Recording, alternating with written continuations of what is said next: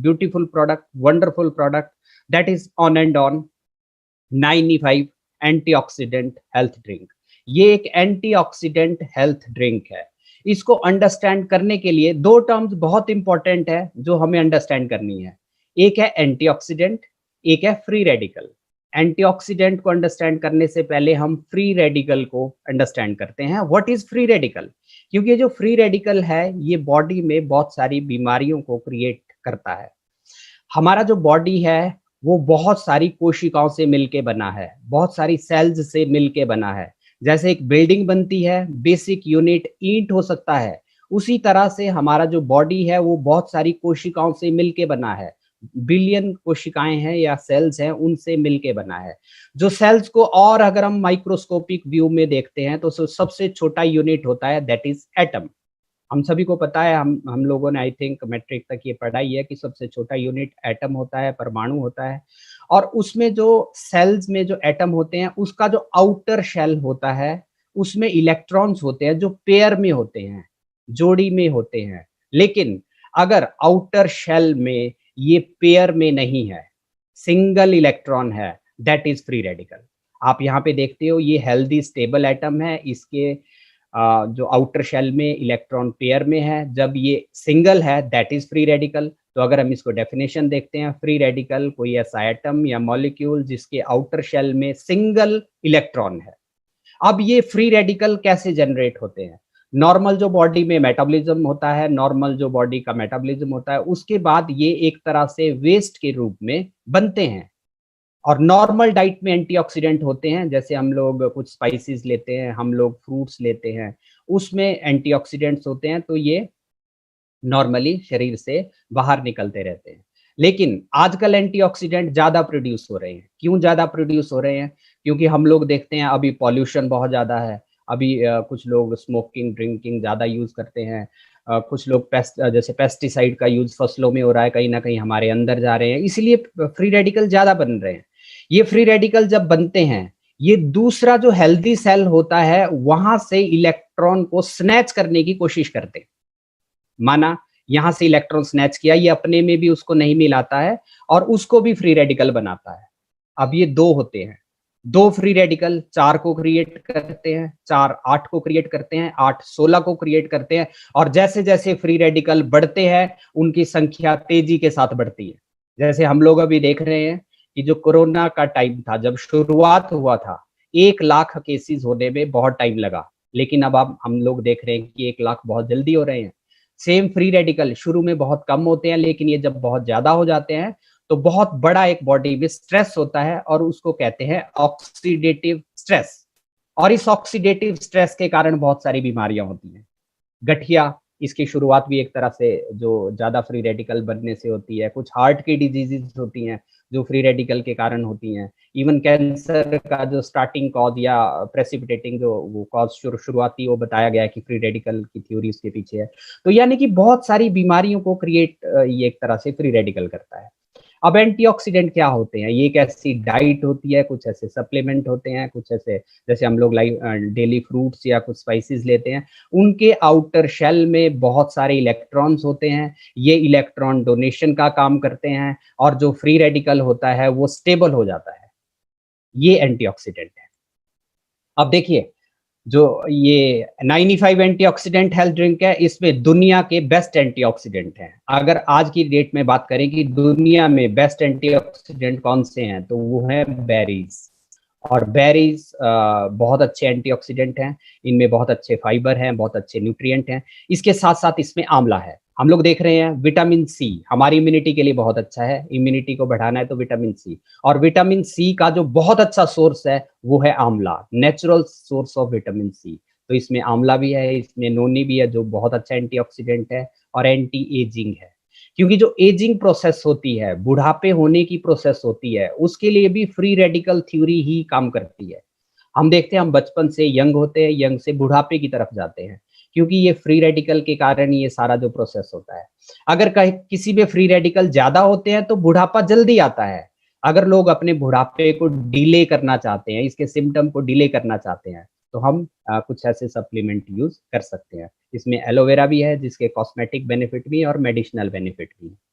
WHO कहता है कि हमें कम से कम 10,000 से 20,000 ORAC वैल्यू के सप्लीमेंट डेली लेने चाहिए, एंटीऑक्सीडेंट डेली लेने चाहिए। अब देखिए, एक टाइम ऐसा था जब 3,000 से 5,000 जो ORAC वैल्यू के एंटीऑक्सीडेंट जरूरी होते थे, लेकिन आजकल जैसे पॉल्यूशन बहुत ज़्यादा है, स्ट्रेस बहुत ज़्यादा है, तो हमें 10,000 से 20,000 ORAC वैल्यू के एंटीऑक्सीडेंट लेने चाहिए। ORAC means oxygen radical absorbance capacity. जिस तरीके से हम शुगर को किलो में मापते हैं या जो ऑयल है उसको लीटर में मापते हैं, उसी तरीके से जो एंटीऑक्सीडेंट है इनको मापने की जो इकाई है या यूनिट है वो है ORAC। और जो इसका एक सैशे है 95 का एक सैशे 30,000 ORAC वैल्यू का एंटीऑक्सीडेंट हमें देता है, यानी कि जो डेली रिक्वायरमेंट है उससे ज्यादा ही एंटीऑक्सीडेंट हमें मिलते हैं। इसके एक सैशे में 30,000 से ज्यादा ORAC वैल्यू के एंटीऑक्सीडेंट है। इसमें 30 सैशे होते हैं, तो जो टोटल इसकी जो वैल्यू है पूरे पैक की वो है 9 लाख। तो इसका मतलब है ये one of the best antioxidant है और ये हमारी इम्यूनिटी के लिए खासकर बहुत बढ़िया है। आज की डेट में लोग इम्यूनिटी के लिए बहुत अच्छे प्रोडक्ट ढूंढ रहे हैं, बहुत अच्छे प्रोडक्ट की तलाश में है, तो हमारे पास बेस्ट एंटीऑक्सीडेंट है जो बहुत सारी बीमारियों से हमें बचाता है। क्योंकि मैंने शुरू में कहा कि जो ऑक्सीडेटिव स्ट्रेस होता है वो बहुत सारी बीमारियों को क्रिएट करता है, ये एंटीऑक्सीडेंट उनको बचाने में हेल्प करता है, हमारी इम्यूनिटी को बढ़ाता है, एंटी एजिंग है, ये मैंने ऑलरेडी एक्सप्लेन कर दिया है कि जो बुढ़ापे की प्रोसेस है उसको डिले करता है, बहुत सारी बीमारियां, स्ट्रेस, गाउट, कैंसर, इनसे भी प्रोटेक्ट करता है, प्रिवेंट करता है। तो 12 साल से नीचे इसको यूज़ नहीं करना है, 12 साल से ऊपर डेली एक सैशे यूज़ कर सकते हैं। अगर किसी को कोई डिजीज़ है तो हम एक सैशे सुबह, एक सैशे शाम को इसका यूज़ कर सकते हैं। Number second very important product is Nutrilife. देखिए, हमारे जितने भी प्रोडक्ट है वो नाम से ही क्लियर होते हैं कि इनमें क्या कंटेंट है, इनको कहाँ पे यूज करना है। न्यूट्री मीन्स न्यूट्रिशन से रिलेटेड। अब बहुत सारे लोगों के माइंड में क्वेश्चन आता है, हम लोग डेली अच्छा खाना खा रहे हैं, क्या हमें न्यूट्रिशन की जरूरत है? पहले थोड़ा सा हम न्यूट्रिशन को अंडरस्टैंड करते हैं। What is nutrition? हमारा जो डाइट है वो बैलेंस्ड डाइट होना चाहिए और हमारा जो डाइट है उसमें कम से कम 5 कंटेंट होने चाहिए: कार्बोहाइड्रेट, प्रोटीन, फैट, मिनरल्स और विटामिन। इनमें से एक भी पोषक तत्व न्यूट्रिएंट हमारी डाइट में नहीं है तो उसे हम बैलेंस्ड डाइट नहीं कह सकते हैं। तो ये पांचों कंटेंट हमारी डाइट में होने चाहिए। जैसे कार्बोहाइड्रेट नॉर्मली जो हम लोग चपाती लेते हैं, राइस लेते हैं, उससे मिलता है। जो दालें हैं वो प्रोटीन का सोर्स होती हैं। जो ऑयल वगैरह यूज करते हैं वो फैट का सोर्स होते हैं। मिनरल्स और विटामिन, ग्रीन लीफी वेजिटेबल्स, यानी कि ये कंबाइंड जो है एक बैलेंस्ड डाइट बनाते हैं। लेकिन आजकल लोग कुछ जंक फूड का यूज कर रहे हैं। हमने अपना खान पान का तरीका बदला है। हेक्टिक लाइफस्टाइल के कारण कहीं ना कहीं प्रॉपर न्यूट्रिशन बॉडी को नहीं मिल रहा है, इसीलिए हमें एडिशनल सप्लीमेंट की जरूरत है। और ये जो न्यूट्री लाइफ है ये कंप्लीट न्यूट्रिशन है। इसमें कार्बोहाइड्रेट कंटेंट है, प्रोटीन है, जो बॉडी को प्रोटीन चाहिए, अमाइनो एसिड चाहिए, वो भी इसमें है। और जो विटामिन नेसेसरी है वो भी इसमें है। आप लोग देखते हैं बहुत अच्छे बहुत जो कॉम्बिनेशन है विटामिन का वो इसमें है। कैल्शियम हमारी हड्डियों के लिए, दांतों के लिए बहुत अच्छा है, इसमें कैल्शियम भी है, इसमें आयरन भी है। कहीं ना कहीं खून की कमी होती है या जो हीमोग्लोबिन फॉर्मेशन के लिए आयरन जरूरी है। तो ये सारा, this is a complete nutrition और ये FSSAI से अप्रूव्ड है। और इसको 2 साल से ऊपर आधा चम्मच ले सकते हैं, 4 साल से ऊपर 1 चम्मच ले सकते हैं और जो एडल्ट है वो 2 चम्मच का यूज कर सकते हैं। इसको दूध के साथ भी लिया जा सकता है, इसको ल्यूक वार्म वाटर के साथ भी लिया जा सकता है, इसको जूस या सूप या शेक के साथ भी यूज किया जा सकता है।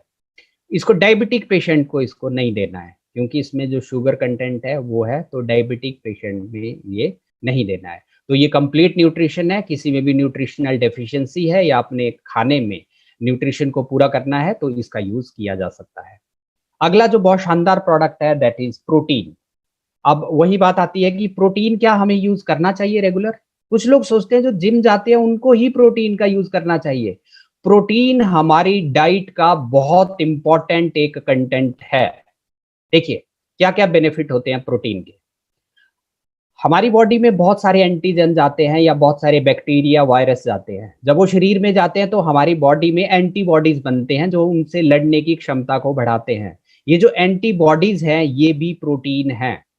हम जो खाना खाते हैं उसका जो डाइजेशन होता है या मेटाबॉलिज्म होता है उसके लिए बहुत सारे एंजाइम चाहिए होते हैं, वो भी प्रोटीन है। हमारी बॉडी में बहुत सारे हार्मोन्स होते हैं, वो भी प्रोटीन है। हमारी जो बॉडी का स्ट्रक्चर है या मसल्स हैं उसके लिए भी प्रोटीन चाहिए। हमारी स्किन के लिए, आईज के लिए और हेयर के लिए भी प्रोटीन चाहिए। मीन्स प्रोटीन बहुत इंपॉर्टेंट है। प्रोटीन ये सारे बेनिफिट करता है।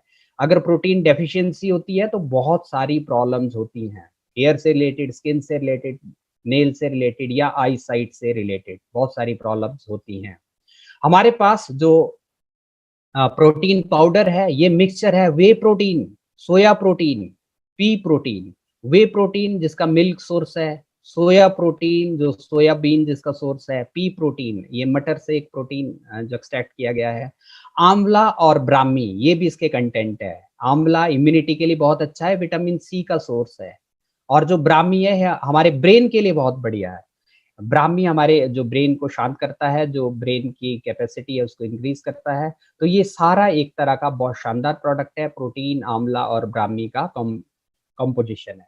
और ये मार्केट में एक ऐसा प्रोटीन है जो 100 ग्राम में से जिसमें 80 ग्राम के करीब जो है प्रोटीन है। और 4 साल से ऊपर इसके 1 चम्मच का यूज करना है। जितने भी एडल्ट हैं 2 से 3 चम्मच इसका यूज किया जा सकता है। और जो हैवी वर्कआउट करते हैं उसमें 3 से 4 चम्मच का यूज किया जा सकता है। ये जो है इसको दूध के साथ भी यूज किया जा सकता है, या जब आटा हम लोग गूंथते हैं तो वहाँ पे भी इसको इसके साथ भी यूज किया जा सकता है।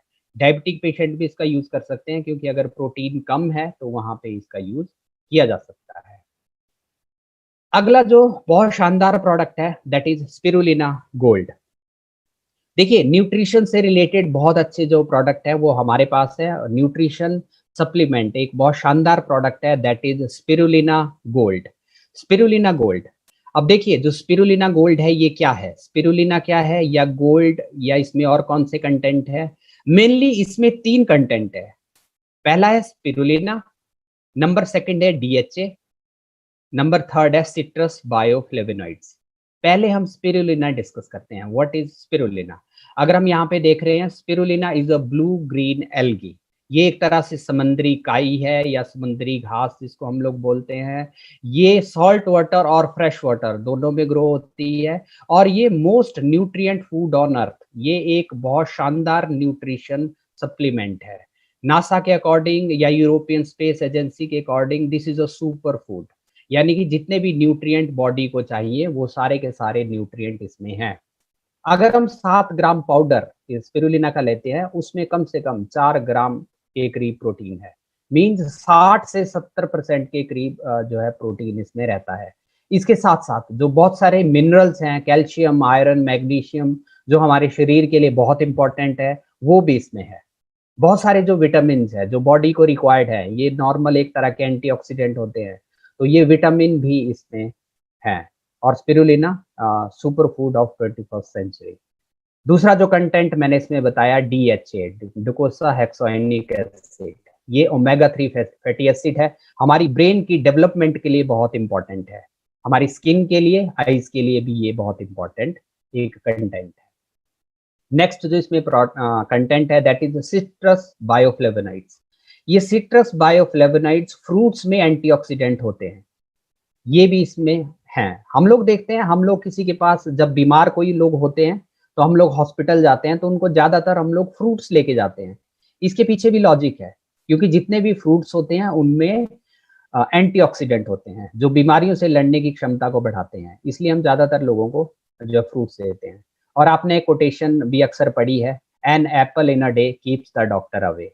मीन जो एप्पल होते हैं उसमें 3000 और एक वैल्यू के एंटीऑक्सीडेंट होते हैं। अगर हम डेली एक एप्पल लेते हैं तो एक जो एंटीऑक्सीडेंट हमें रिक्वायर्ड होते हैं वो उससे हमें मिलते हैं। तो जो फ्रूट्स में सिट्रस बायोफ्लेवोनॉइड्स होते हैं वो भी जो स्पिरुलिना गोल्ड है उसका कंटेंट है, यानी कि एज एंटीऑक्सीडेंट भी काम करता है। तो अब क्या क्या बेनिफिट है। सुपर फूड है, सारे न्यूट्रिशन इसमें है। हमारी जो एजिंग प्रोसेस है उसको भी ये डिले करता है। किसी को हेयर फॉल की समस्या है, क्योंकि हेयर के लिए जो है प्रोटीन बहुत इंपॉर्टेंट है, तो उसको भी ये रिड्यूस करता है। हमारी आई साइट के लिए या मेमोरी के लिए बहुत अच्छा है। हमारी मसल स्ट्रेंथ के लिए जो है ये एक बहुत इंपॉर्टेंट है, खासकर ये एंटीऑक्सीडेंट है। इसके जो है 2 कैप्सूल का यूज़ मॉर्निंग टाइम में करना है, ज़्यादातर इवनिंग टाइम में या रात को इसका यूज़ नहीं करना है, क्योंकि एक तरह से कंप्लीट जो डाइट में न्यूट्रिशन होता है, उतना न्यूट्रिशन इसमें है। तो इसलिए इसको दिन के टाइम यूज़ करिए या आफ्टर ब्रेकफास्ट 2 कैप्सूल इसके यूज़ किया जा सकता है। प्रेगनेंसी या लैक्टेटिंग जो वुमन है, उसमें इसका यूज़ नहीं करना है। अगला जो प्रोडक्ट है that is Yuri flush. Yuri flush जैसे इसके नाम से ही क्लियर है, यूरिनरी ट्रैक से रिलेटेड जितने भी स्टोन्स है उनको ये फ्लश आउट करता है। तो ये अगर हम लोग देखते हैं जो यूरिनरी ट्रैक है, थोड़ा सा अंडरस्टैंड करते हैं व्हाट इज यूरिनरी ट्रैक। जो यूरिन का फॉर्मेशन होता है वो किडनी में होता है। ये एक बीन शेप्ड ऑर्गन होता है जहाँ पे यूरिन फॉर्मेशन होता है, और जो यूरिन का स्टोरेज होता है वो ब्लैडर में होता है। किडनी और ब्लैडर के बीच में जो पेशाब की नली होती है उसको यूरेटर कहते हैं, और जो ब्लैडर से बाहर पेशाब की नली होती है उसको यूरेथ्रा कहते हैं। तो स्टोन्स कहीं पे भी हो सकता है, किडनी में भी हो सकता है, उनको किडनी स्टोन या रीनल कैलिकुलस कहते हैं। जो यूरेटर में स्टोन होता है उनको यूरेट्रिक स्टोन कहते हैं। जो ब्लैडर में स्टोन होता है उनको ब्लैडर स्टोन, और जो यूरेथ्रा में होता है उनको यूरेथ्रल स्टोन। कई लोग सोचते हैं ये सिर्फ किडनी स्टोन में काम करता है, नहीं। ये जितने भी साइट हैं जहाँ यूरिनरी ट्रैक में जितने भी साइट है, ये सभी स्टोन्स पे काम करता है। Kidney stone, ureteric stone, bladder stone और यूरेथ्रल स्टोन, सभी स्टोन्स में ये काम करता है। ज्यादातर जो सिम्टम्स होते हैं स्टोन्स के, उनको भी ये कम करता है। सिम्टम्स क्या होते हैं? ज्यादातर जिनको भी पथरी होती है, पथरी में सबसे बड़ा जो सिम्टम होता है वो होता है पेन एब्डोमेन। पेट में दर्द होता है जो ज्यादातर पीठ की तरफ जाता है। पेशाब करते हुए दर्द होता है या जलन होती है, बर्निंग मिक्सचरेशन या pain during micturition. Number third जो सिम्टम डेवलप होता है, जो बहुत बड़ा सिम्टम है, that is haematuria, blood mixed urine या यूरिन में आरबीसी का आना। ये बहुत सारे सिम्टम्स होते हैं जो जिनसे हमें पता लगता है कि इनको किडनी स्टोन है। लेकिन आजकल जो मैक्सिमम पेशेंट्स होते हैं उनके पास अल्ट्रासाउंड की रिपोर्ट होती है, और उसमें ये भी पता होता है कि कौन सी साइट में जो है उनको स्टोन्स है। तो ये सिम्टम के बेस पे भी क्लियर होता है, और जितने भी जो अल्ट्रासाउंड की रिपोर्ट है उससे क्लियर हो जाता है। जब भी हम यूरी फ्लश देते हैं तो उनको कुछ आप सलाह दीजिए, उनको प्रिवेंशन के ऊपर भी उनको बात करिए। 2 से 3 लीटर पानी लेना बहुत इम्पोर्टेंट है। 3 लीटर पानी लेना बहुत इम्पोर्टेंट है, तो उनको बताइए जब भी आप यूरी फ्लश का यूज़ करते हैं मिनिमम 3 लीटर पानी लेना है, और ये रेगुलेट भी करना है। उनको कहिए जब आप सुबह उठते हो तो 3 लीटर पानी साइड में रखिए और रात तक वो खत्म करना है। अगर वो पानी का यूज़ नहीं करेंगे तो स्टोन निकलने के चांसेस बहुत कम है, और अगर वो पानी का भरपूर यूज़ करते हैं तो डेफिनिटली स्टोन जल्दी बाहर निकलता है। तो ये एक बहुत इंपॉर्टेंट पॉइंट है जो लोगों से शेयर करना है। एंड नंबर सेकंड, जो स्टोन फॉर्मिंग सब्सटेंसेस है वो यूज़ कम करने हैं। जैसे जितने भी प्रोटीन सप्लीमेंट है वो कम करने हैं। पालक, बैंगन, इनका कम यूज़ करना है। चाय, कॉफ़ी, बीटरूट, इनका भी कम यूज़ करना है। ये भी हमें लोगों को सलाह देनी है जिनको किडनी स्टोन है। इसके जो मुख्य घटक है वो है पाषाण भेद। पाषाण होता है पत्थर, भेद होता है तोड़ना। इस प्लांट के नाम से ही क्लियर होता है, ये पथरी को तोड़ने का काम करता है। इसमें गोक्षुर होता है जो यूरिन की फॉर्मेशन करता है। कुल्थी भी स्टोन को क्रश करने में हेल्प करता है। मीन्स जो यूरी फ्लश होता है वो स्टोन्स को क्रश करता है, स्टोन्स को तोड़ता है। और अगर हम पानी ज़्यादा लेते हैं जो इसमें गोक्षुर कंटेंट है, यूरिन फॉर्मेशन ज़्यादा होता है, तो उसको फ्लश आउट करता है। यानी कि पथरी को तोड़ता है और उसको फ्लश आउट करता है। और इसके 2-2 चम्मच हम 2 बार भी यूज़ कर सकते हैं या 3 बार भी इसके जो है यूज़ कर सकते हैं। और जो यूरी फ्लश टैबलेट हैं, 2 टैबलेट मॉर्निंग में और 2 टैबलेट इवनिंग में या खाना खाने के बाद रात को यूज़ किया जा सकता है। तो ये इसका जो डोज़ है कि किस तरीके से हम इसको ले सकते हैं। एट लास्ट फिर से मैं एक बात रिपीट करना चाहूँगा कि ज़्यादा पानी पीना बहुत इम्पोर्टेंट है। जितना ज़्यादा पानी पिएँगे उतना जो है स्टोन निकलने के चांसेस ज़्यादा है। और एक खास ख्याल रखना है कि ये गाल ब्लैडर स्टोन्स के लिए नहीं है, जो पित्ते की पथरी होती है, क्योंकि ज़्यादातर लोग बाद में क्वेश्चन करते हैं कि सर गाल ब्लैडर स्टोन्स में भी काम करता है, तो गाल ब्लैडर स्टोन में ये काम नहीं करता है। यूरिनरी ट्रैक से रिलेटेड जितने भी स्टोन्स होते हैं ये उसमें काम करता है। अगला जो बहुत इंपॉर्टेंट प्रोडक्ट है दैट इज वुमन कंपेनियन। हम लोग देखते हैं जो आधी आबादी है वो महिलाओं की है, और उनमें ये जो रिप्रोडक्टिव सिस्टम फीमेल का है, मेल का है, डिफरेंट है। थोड़ा-सा हम अंडरस्टैंड करते हैं।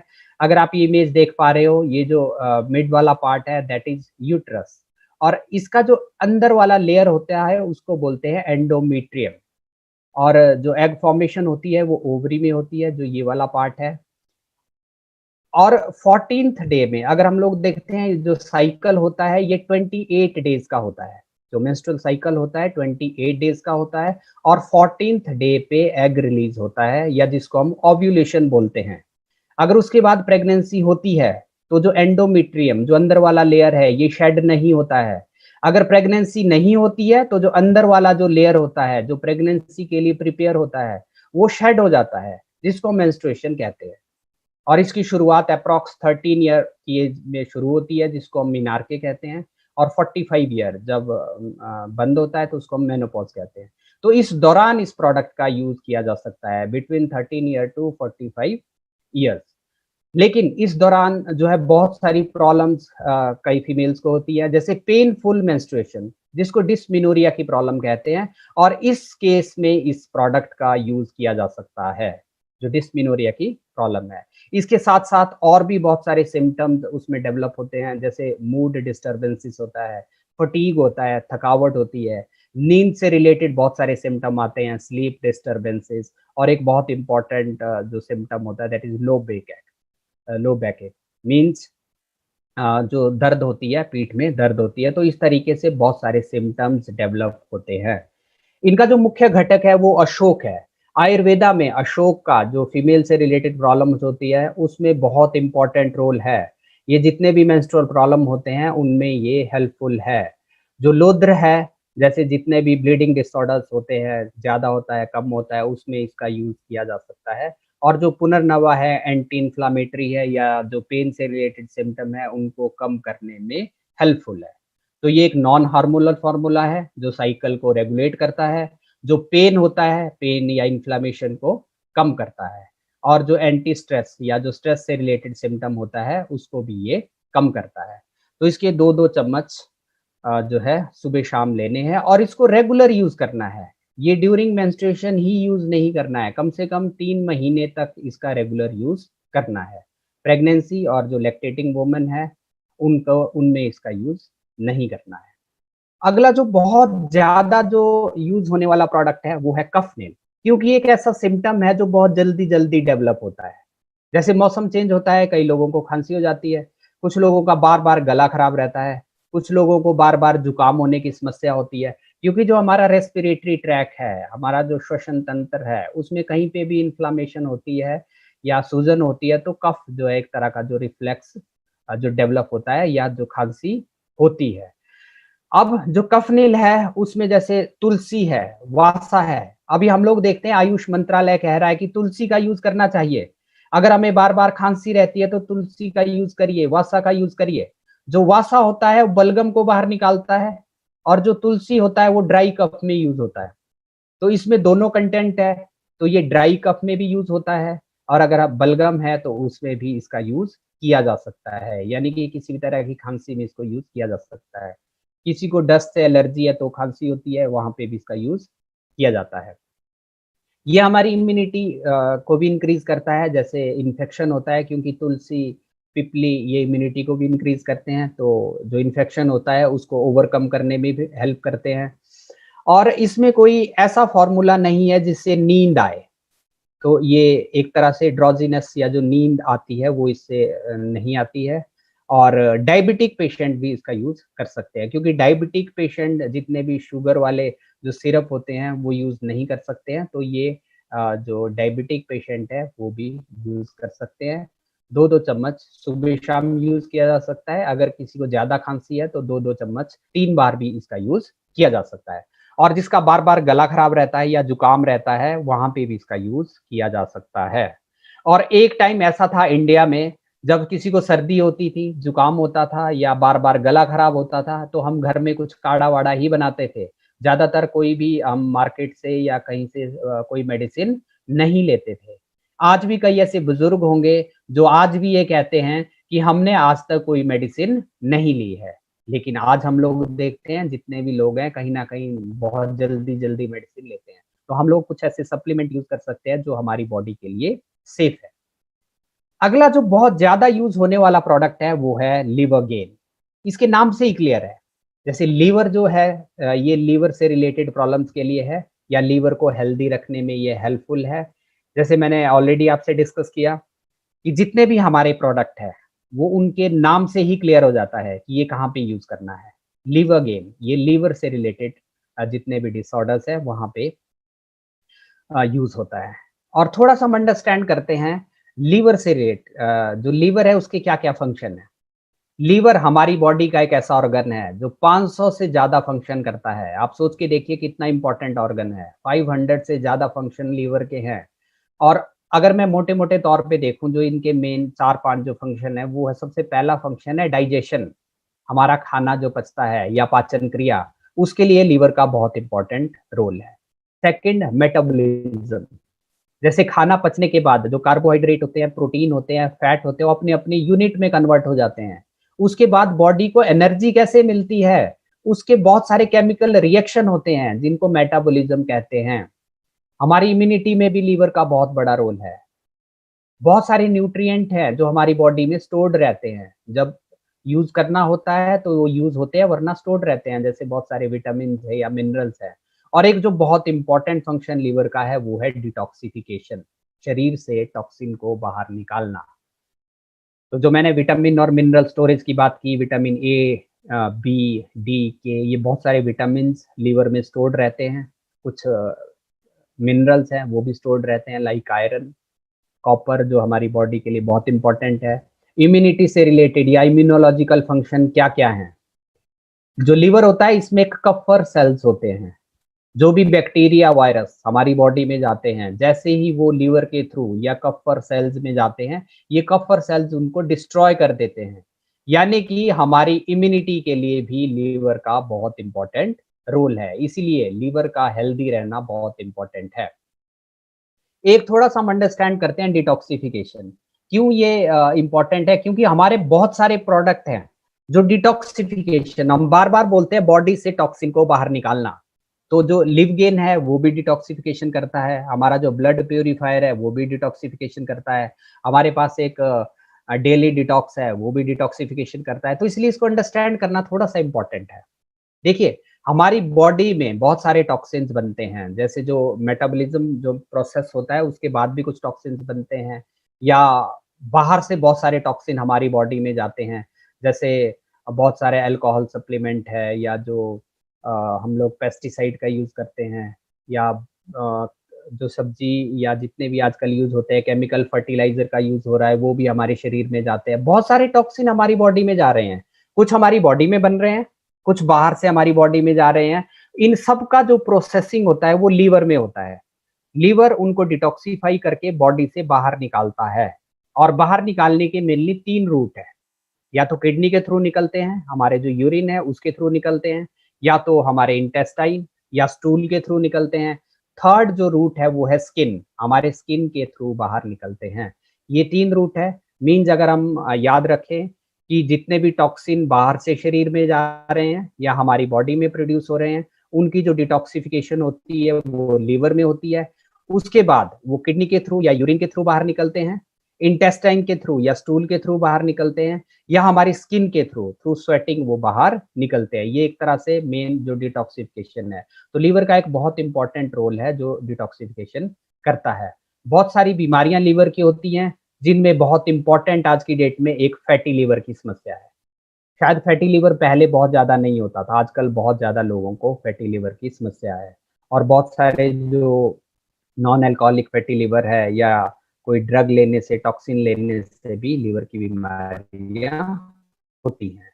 अब देखिए जो लिव गेन में जितने भी कंटेंट है, ये हिपैटोप्रोटेक्टिव ड्रग हैं। हिपैटोप्रोटेक्टिव का क्या मतलब है? जो हमारे लीवर को है उनको प्रोटेक्ट करती हैं, उनका जो नॉर्मल फंक्शनिंग है उनमें हेल्पफुल हैं। जैसे कुटकी इनका एक मेन इम्पोर्टेंट जो घटक है, जो बहुत इम्पोर्टेंट एक ड्रग आयुर्वेदा में है, जो लिवर से रिलेटेड जितनी भी प्रॉब्लम्स होती हैं, उसमें इसका यूज़ होता है। इसके अलावा भी इसमें बहुत सारी जो ड्रग्स हैं लाइक कालमेघ जो है इसके मेन घटक हैं। अब ये सबसे इंपॉर्टेंट है कि लिव गेन का यूज कहाँ करना है। देखिए, लिव गेन एक ऐसा प्रोडक्ट है जो बहुत ज्यादा यूज हो सकता है, लेकिन ज्यादातर लोगों को इसका पता नहीं है। मैं थोड़ा सा डिस्कस करता हूँ इसका यूज कहाँ कहाँ किया जा सकता है। लॉस ऑफ एपेटाइट, अगर किसी को भूख नहीं लग रही है वहां पे इसका यूज किया जा सकता है। इनडाइजेशन एक बहुत बड़ा सिम्टम है। कई लोग बोलते हैं मैं खाना खा रहा हूँ, मेरा डाइजेशन ठीक नहीं है, खाना ठीक नहीं पच रहा है। और आयुर्वेदा में डाइजेशन के ऊपर बहुत इंपॉर्टेंट कहा गया है कि पाचन क्रिया अच्छी होनी चाहिए। जिसकी पाचन क्रिया अच्छी है उसको बहुत सारी बीमारियां नहीं होती हैं, लेकिन अगर पाचन क्रिया ठीक नहीं है तो बहुत सारी बीमारियां होती हैं। तो डाइजेशन में इसका बहुत इंपॉर्टेंट रोल है। नंबर थर्ड, कॉन्स्टिपेशन, अगर किसी को कब्ज रहती है, कॉन्स्टिपेशन रहती है, वहां पे भी इसका यूज किया जा सकता है, क्योंकि जो इसमें कुटकी है वो लेग्जेटिव है, यानी कि वो स्टूल को इजीली पास करवाती है, तो ये कॉन्स्टिपेशन में भी यूज हो सकता है। फ्लैचुलेंस, किसी को गैस की समस्या रहती है तो वहां पे भी इसका यूज किया जा सकता है। और जो अल्कोहल लेते हैं, बहुत सारे लोग ऐसे हैं जो अल्कोहल का कंजप्शन करते हैं, उनको गाइड कर सकते हैं कि वैसे अल्कोहल नहीं लेना है। अगर कोई लेता है तो साथ में वो लिव गेन का यूज करे तो लीवर को प्रोटेक्ट किया जा सकता है। और कुछ लोग ऐसे होते हैं जो कुछ ना कुछ मेडिसिन लेते हैं, जैसे कोई डायबिटीज के लिए मेडिसिन ले रहा है, कुछ लोग गाउट के लिए मेडिसिन ले रहे हैं, कुछ लोग आर्थराइटिस के लिए रेगुलर मेडिसिन ले रहे हैं, कुछ लोग, आज की डेट में बहुत सारे लोग हैं जो शायद खाना कम खाते हैं, दवाइयां ज्यादा खाते हैं। उनको हम गाइड कर सकते हैं कि अगर लीवर को हेल्दी रखना है, उनका लीवर पे असर ना हो, तो हम लिव गेन का यूज साथ में कर सकते हैं। ये भी एक बहुत इंपॉर्टेंट एक पार्ट है। अल्कोहलिक लिवर डिजीज, कुछ लोग ऐसे होते हैं जो अल्कोहल कंजप्शन करते हैं, शुरू में तो फैटी लिवर होता है, लेकिन बाद में बीमारी बन जाती है, वहां पे भी इसका यूज किया जा सकता है। कुछ लोग ऐसे हैं जिनको जॉन्डिस होता है, जॉन्डिस में भी इसका यूज किया जा सकता है। और इंडिया में 50% से ज्यादा ऐसे लोग हैं जिनको फैटी लिवर की समस्या है, तो फैटी लिवर में भी इसका यूज किया जा सकता है। और आई थिंक ये 70 से 80% पॉपुलेशन है जिनमें ये सिम्टम्स है, तो इसका प्रोडक्ट का बहुत ज्यादा यूज हो सकता है। इसका जो सिरप है, 2-2 चम्मच सुबह शाम यूज किया जा सकता है। अगर किसी को बीमारी है तो 2-2 चम्मच 3 बार यूज किया जा सकता है। और जो कैप्सूल है, एक कैप्सूल सुबह, एक कैप्सूल शाम को यूज किया जा सकता है। अगला जो इंपॉर्टेंट प्रोडक्ट है दैट इज मल्टीगार्ड ब्लड प्यूरिफायर। ये शरीर से टॉक्सिन को बाहर निकालने में हेल्प करता है, ब्लड से टॉक्सिन को बाहर निकालने में हेल्प करता है। जैसे ऑलरेडी मैंने डिटॉक्सिफिकेशन जो प्रोसेस है उसको आपको क्लियर कर दिया है, तो इसको मैं अभी डिस्कस नहीं करूंगा। सिर्फ एक बात कहना चाहूंगा, इसमें जितने भी कंटेंट है, जो हमारा स्किन वाला रूट है, ये स्किन वाले रूट से टॉक्सिन को बाहर निकालने में हेल्प करते हैं। क्योंकि अगर हमारे जो स्किन है, जो स्वेट ग्लैंड है, अगर वो उनका प्रॉपर पेटेंट नहीं है, तो हमारी बॉडी में टॉक्सिन्स रहते हैं, तो स्किन से रिलेटेड बहुत सारे सिम्टम डेवलप होते हैं। जैसे किसी को बार बार एक्ने हो जाता है, मुहासे हो जाते हैं, कील मुहासे की प्रॉब्लम हो जाती है, तो फिर इसका यूज वहां पे किया जा सकता है। जो मल्टीगार्ड ब्लड प्यूरिफायर है, स्किन को हेल्दी रखने के, स्किन को ग्लो करने के बहुत अच्छे कंटेंट इसमें है। इसका यूज एक्ने में किया जा सकता है, पिंपल्स में किया जा सकता है, या किसी को बार बार रिकरेंट इन्फेक्शन होते हैं वहां पे किया जा सकता है। और कुछ लोग ऐसे हैं जिनको स्किन से रिलेटेड बहुत सारी बीमारियां ऑलरेडी हैं, कोई भी स्किन की बीमारियों के लिए कोई भी मेडिसिन ले रहा है उसको लेते रहने दीजिए, साथ में एडजुएंट इसको यूज करवाइए, क्योंकि स्किन से रिलेटेड बहुत सारी प्रॉब्लम्स में ये बेनिफिशियल है। नंबर सेकंड, ये किडनी और लीवर के फंक्शन को इम्प्रूव करता है, जिसके कारण डिटॉक्सिफिकेशन इजीली होता है और टॉक्सिन शरीर से बाहर निकलते हैं। कहीं ना कहीं हमारी इम्यूनिटी के लिए, क्योंकि शरीर से टॉक्सिन बाहर निकलते हैं तो हमारी इम्यूनिटी बहुत अच्छी रहती है। तो ये एक बहुत इंपॉर्टेंट प्रोडक्ट है। जो स्किन से रिलेटेड प्रॉब्लम है, कील मुहासे से रिलेटेड प्रॉब्लम है, पिंपल्स हैं, वहां पे इसका यूज किया जा सकता है। 2-2 चम्मच सुबह शाम यूज किया जा सकता है, लेकिन अगर किसी को डिजीज है तो 2-2 चम्मच 3 बार भी यूज किया जा सकता है। प्रेगनेंसी और लैक्टेटिंग वोमन में इसका यूज नहीं करना है। अगला जो प्रोडक्ट है दैट इज वेल हार्ट। ये भी एक ऐसा प्रोडक्ट है जो दुनिया में बहुत ज्यादा यूज हो सकता है। अगर मैं ऐसे ही आपसे सवाल करूं, आज की डेट में सबसे ज्यादा डेथ कौन सी बीमारी से होती है? कुछ लोग बोलते हैं शायद एक्सीडेंट से होते होंगे, कुछ लोग बोलते हैं शायद कोई और प्रॉब्लम होती होगी, लेकिन दुनिया में WHO के अनुसार सबसे ज्यादा जो डेथ होती है वो हार्ट की बीमारियों के कारण होती है।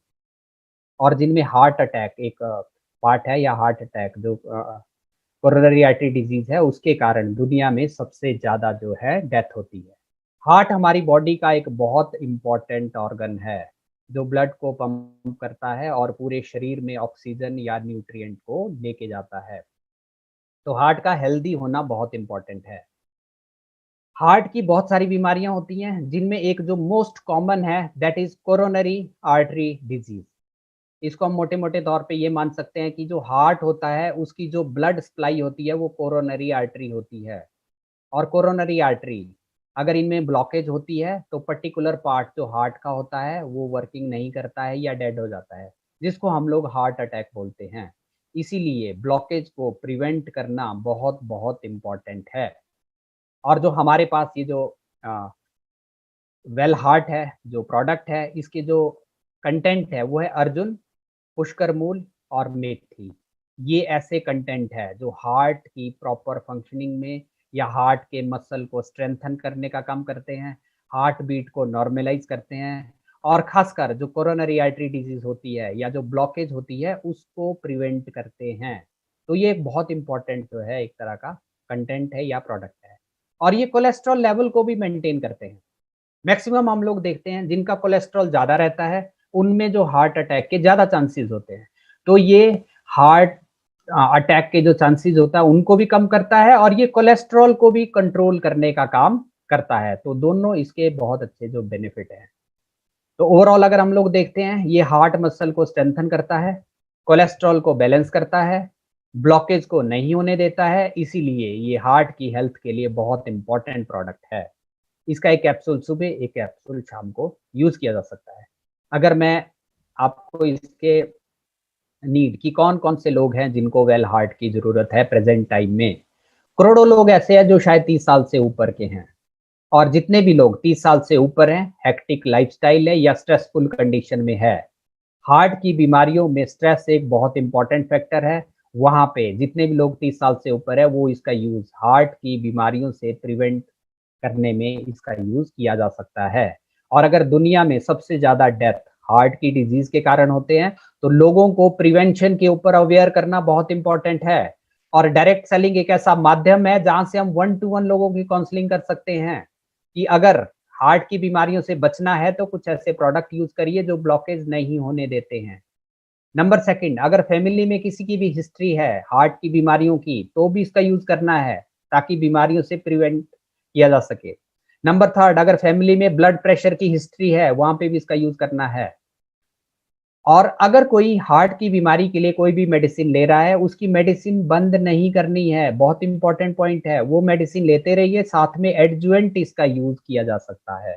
तो आप देख सकते हैं तो बहुत सारे लोग हैं जो हार्ट की बीमारियों से प्रिवेंट करने के लिए वेल हार्ट का यूज़ कर सकते हैं। अगला जो इम्पोर्टेंट प्रोडक्ट है दैट इज़ डेली डिटॉक्स। जैसे इसके नाम से ही क्लियर है, ये शरीर से टॉक्सिन को बाहर निकालने में हेल्पफुल है। डिटॉक्सिफिकेशन ये ऑलरेडी हम लोगों ने डिस्कस कर दिया कि लीवर का बहुत इंपॉर्टेंट रोल है। आज की डेट में डिटॉक्सिफिकेशन की क्यों ज़रूरत है? एक टाइम ऐसा था जो हमारे बुजुर्ग होते थे वो बहुत अच्छे जो नेचुरल चीज़ें होते थे वो कंज़्यूम करते थे। जंक फूड या जो प्रिजर्वेटिव वाली चीज़ें थे वो यूज़ नहीं करते थे। लेकिन आजकल लोग जंक फूड का बहुत ज़्यादा यूज़ कर रहे हैं, जो प्रिजर्वेटिव वाली चीज़ें हैं उनका बहुत ज़्यादा यूज़ कर रहे हैं। कुछ प्रोसेस्ड शुगर है उनका बहुत ज़्यादा यूज़ कर रहे हैं। स्ट्रेस आज की डेट में बहुत ज़्यादा बढ़ चुका है। खासकर अभी कोरोना क्राइसिस के बाद स्ट्रेस बहुत ज़्यादा लोगों में है। जो हमारा डाइट है वो प्रॉपर न्यूट्रिशन उसमें नहीं है, अनहेल्दी है, जिसके कारण बहुत सारे टॉक्सिन शरीर में बन रहे हैं। कई लोग हैं जिनको नींद प्रॉपर नहीं आती है। डिटॉक्सिफिकेशन के लिए नींद का होना बहुत इंपॉर्टेंट है। अगर स्लीप डिस्टर्बेंसेस है तो भी बॉडी में टॉक्सिन बनते हैं। अल्कोहल, स्मोकिंग ये भी बहुत बड़ा फैक्टर है। और सेडेंटरी लाइफस्टाइल, जो लोग एक्टिव रहते हैं, रेगुलर एक्सरसाइज करते हैं, उनका डिटॉक्सिफिकेशन नेचुरली भी होता है। लेकिन अगर कोई सेडेंटरी लाइफस्टाइल में है तो बॉडी में बहुत सारे टॉक्सिन बनते हैं। इसीलिए प्रेजेंट टाइम में डिटॉक्सिफिकेशन की जरूरत है। क्योंकि मैक्सिमम लोग बोलते हैं क्या मुझे डेली डिटॉक्स लेना चाहिए। अगर हम इनमें से किसी भी कैटेगरी में है, नींद प्रॉपर नहीं आ रही है, अल्कोहल या स्मोकिंग का कंजप्शन हो रहा है, अगर हमारा लाइफस्टाइल एक्टिव नहीं है और हमारी डाइट बैलेंस्ड नहीं है, स्ट्रेस है, तो हमें डिटॉक्सिफिकेशन की जरूरत है। और जो डेली डिटॉक्स है उनमें बहुत अच्छे कंटेंट है लाइक आंवला, तुलसी, गिलोय। और अभी आयुष मंत्रालय भी बार बार कह रहा है अगर हमें इम्यूनिटी को बढ़ाना है तो इनका यूज़ करना है। तो ये मैक्सिमम कंटेंट हमारे कई जो प्रोडक्ट्स हैं उनमें है। तो ये बॉडी से टॉक्सिन को बाहर निकालते हैं, बॉडी को हेल्दी रखते हैं, बहुत सारी बीमारियों से बचाने में हेल्प करते हैं, हमारी इम्यूनिटी को बढ़ाते हैं। और कुछ ऐसे भी कंटेंट है जैसे कालमेघ, अर्जुन, जो हमारे लीवर के लिए, हमारे किडनी के लिए बहुत इम्पोर्टेंट है, क्योंकि ये ऑर्गन ऐसे हैं जो डिटॉक्सिफिकेशन में हेल्प करते हैं। तो ये बॉडी से टॉक्सिन को बाहर निकालने के लिए बहुत इम्पोर्टेंट है। और इसके 1 कैप्सूल सुबह, 1 कैप्सूल शाम को 3 महीने तक मिनिमम यूज़ करवाना है। फिर हम गैप दे सकते हैं 2-3 महीने का, फिर उसके बाद फिर से 2-3 महीने के लिए यूज़ कराया जा सकता है। साल में 2 या 3 बार हम लोग डिटॉक्सिफिकेशन कर सकते हैं। और आयुर्वेदा की एक पैथी होती है जिसको हम लोग बोलते हैं पंचकर्मा थेरेपी। अभी बहुत सारे लोग अवेयर है पंचकर्मा थेरेपी के लिए, जो डिटॉक्सिफिकेशन के लिए या रिजुवेनेशन के लिए कराई जाती है। लेकिन वो बहुत कॉस्टली प्रोसीजर है, मिनिमम 50 टू 60,000 उसका खर्चा आता है। अगर हम लोग डेली डिटॉक्स देखते हैं इस लो कॉस्ट पे, एक तरह से हमें ये डिटॉक्सिफिकेशन करवाता है। अगला जो प्रोडक्ट है दैट इज फाइट स्ट्रेस। कई लोग सोचते हैं शायद मुझे स्ट्रेस नहीं है। स्ट्रेस आज की डेट में बहुत ज़्यादा लोगों को है, खासकर कोविड-19 डिज़ीज़ के बाद, कोरोना क्राइसिस के बाद बहुत सारे लोगों को स्ट्रेस है। कइयों का जॉब लॉस हो गया है, कुछ लोगों को जॉब नहीं मिल रहा है, या और भी बहुत सारे बीमारी से लोग डरे हैं कि कहीं हमें ना कोरोना हो जाए। इस तरीके से बहुत सारे जो स्ट्रेसफुल जो कंडीशन है वो प्रेज़ेंट टाइम में है। तो ये एक बहुत इम्पोर्टेंट जो प्रोडक्ट है दैट इज़ फाइट स्ट्रेस, जो स्ट्रेस से लड़ने की क्षमता को बढ़ाता है। थोड़ा-सा मैं स्ट्रेस के ऊपर आपको बताता हूँ। ये थ्योरेटिकल पार्ट को हम नहीं लेंगे, जस्ट मैं एक प्रैक्टिकल एग्ज़ाम्पल आपको देता हूँ। जैसे हम लोग जितने भी लोग यहाँ पे हैं या जितने भी लोग सुन रहे हैं, शायद हम लोगों ने सभी ने एक बार वाइवा फेस किया होता है। हम लोग कहीं इंटरव्यू देने जाते हैं या वाइवा देने जाते हैं, जैसे ही हम लोग एंटर होना शुरू करते हैं, तो हमें महसूस होता है कि हमारा दिल बहुत तेज़ी से धड़क रहा है। हमें स्वेटिंग होना शुरू हो जाती है। यानी कि वो एक ऐसी कंडीशन होती है, एक तरह से स्ट्रेसफुल कंडीशन होती है। उस टाइम हमारी बॉडी में कुछ हार्मोन निकलते हैं, उनमें एक हार्मोन है कॉर्टिसोल। ये उसी टाइम निकलते हैं जब स्ट्रेसफुल कंडीशन होती है, बाद में वो अपने नॉर्मल उसमें हो जाता है। लेकिन अगर ये हार्मोन रेगुलर रिलीज़ होता रहे, तो स्ट्रेस की कंडीशन डेवलप होती है। वैसे ये पर्टिकुलर जो मूवमेंट होता है उसी दौरान ये रिलीज़ होता है, लेकिन ये बॉडी में रेगुलर रिलीज़ होता रहे तो बॉडी में बहुत सारे सिम्पटम डेवलप होते हैं, वही जो कंडीशन होती है वो स्ट्रेस होता है। और स्ट्रेस के बहुत सारे रीज़न होते हैं, जैसे यहाँ पे बहुत सारे जो टॉप 10 स्ट्रेस के इवेंट हैं वो सामने स्क्रीन पे है। किसी की डेथ हो जाती है, हम लोग देखते हैं हमारा माइंड शिफ्ट एकदम चेंज हो जाता है, यानी कि स्ट्रेस में चले जाते हैं। किसी का डिवोर्स होता है, मैरिज में कोई प्रॉब्लम होती है, या और भी बहुत सारे, किसी को कोई बीमारी हो जाती है, वो उसी के कारण स्ट्रेस में चला जाता है, या और भी बहुत सारे रीज़न आप लोग सामने देख पा रहे हो। तो स्ट्रेस बहुत बड़ा फैक्टर है, किसी न किसी व्यक्ति को कुछ न कुछ जो है बीमारी होती है। और स्ट्रेस एक ऐसी चीज़ है, स्ट्रेस जिसको भी होता है उसके बाद और भी बीमारियाँ होती हैं। बहुत सारी जो दिल की बीमारियाँ होती है, हार्ट डिजीज़ेज़ होती हैं, उनका कॉज़ स्ट्रेस है। कई लोगों को वेट से रिलेटेड जो प्रॉब्लम्स होती है, वो स्ट्रेसफुल कंडीशन के कारण होती है। डिप्रेशन में लोग चले जाते हैं, डिप्रेशन के बाद कइयों में सुसाइडल टेंडेंसी तक हो जाती है। हम लोग देख रहे हैं अभी बहुत सारे लोग हैं जो सुसाइड भी कर रहे हैं, मेमोरी से रिलेटेड प्रॉब्लम होती है। इसीलिए स्ट्रेस के लिए हमें कुछ ऐसे सप्लीमेंट, ऐसे प्रोडक्ट का यूज़ करना चाहिए जो स्ट्रेस को कम करें। आजकल मार्केट में बहुत सारे ऐसे ड्रग हैं जो हमें नींद लाते हैं, यानी कि जो स्ट्रेस है वो कम नहीं हो रहा है, सिर्फ़ वो नींद लाने में हेल्प कर रहे हैं, तो वो एक तरह से कोई बड़ा ट्रीटमेंट नहीं है। लेकिन हमारे पास आयुर्वेदा में बहुत अच्छे जो औषधियाँ हैं जो स्ट्रेस में यूज़ होती है, जैसे अश्वगंधा है, जो एक बहुत इम्पोर्टेंट जो है स्ट्रेस के लिए जो कंटेंट है। ये क्या करता है मेन, अगर हम लोग देखते हैं, जो फाइट स्ट्रेस होता है, जो कॉर्टिसोल हार्मोन होता है उसको नॉर्मल करता है, डिक्रीज़ करता है। नंबर 2 जो ऑक्सीटोसिन हार्मोन होता है उसको रिलीज़ करता है।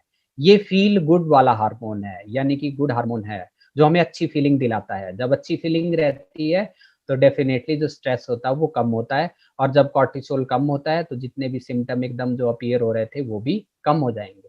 और नंबर 3 जो बहुत इम्पोर्टेंट है वो है स्ट्रेस टॉलरेंस पावर। हम लोग देखते हैं कई लोग ऐसे होते हैं जो दूसरा उनको कोई कुछ कहता है वो एकदम चिड़चिड़े हो जाते हैं, उनको गुस्सा आ जाता है।